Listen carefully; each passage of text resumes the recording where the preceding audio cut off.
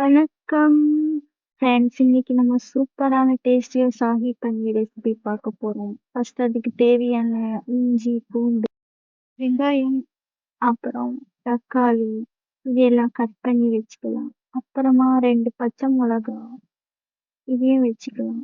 Next இதுக்கு தேவையான எல்லாத்தையும் ரெடி பண்ணி வச்சுக்கலாம். அப்புறம் ஒரு கடாயில பன்னீரை ஃபர்ஸ்ட் ஃப்ரை பண்ணி எடுத்து வச்சுக்கலாம்.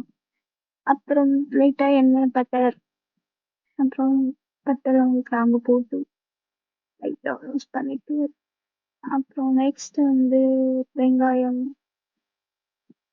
நல்லா வதக்கிக்கலாம். ஃபர்ஸ்ட் சின்ன ஃப்ளேம்ல வச்சு குக் பண்ணுங்க. சூப்பரா வாசனை வருது.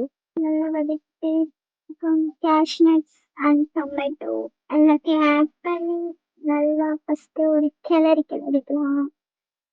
நல்லா கிளறிட்டு ஃப்ரெண்ட்ஸ், நான் ஃபர்ஸ்ட் ஃப்ரை பண்ணி செய்கிறேன். கொஞ்சம் தண்ணி ஆட் பண்ணிட்டு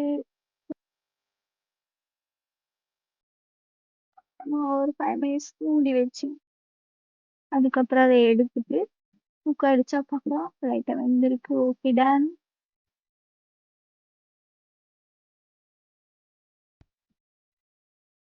அதுக்கப்புறம் கொஞ்ச நேரம் மூடிட்டு அப்புறம் கொஞ்சம் லைட்டாக ஆற வச்சு எடுத்துட்டு லைட்டாக மிக்ஸி கிரைண்டரில் போட்டு நல்லா பேஸ்ட் பண்ணி வச்சு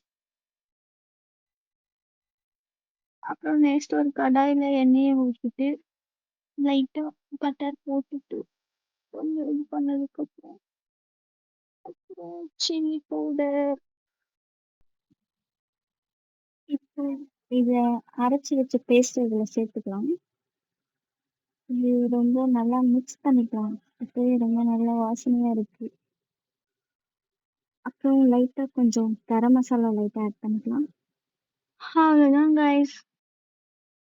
அப்புறம் பன்னீரை கொஞ்சம் லாஸ்டா மிக்ஸ் பண்ணிட்டு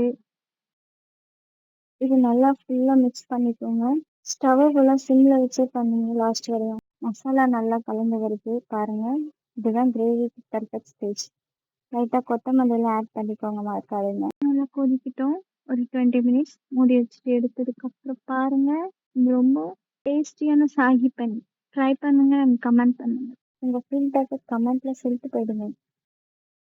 சேனலை சப்ஸ்கிரைப் பண்ண மறக்காதீங்க. வீடியோ பிடிச்சிருந்தா லைக் பண்ணுங்க.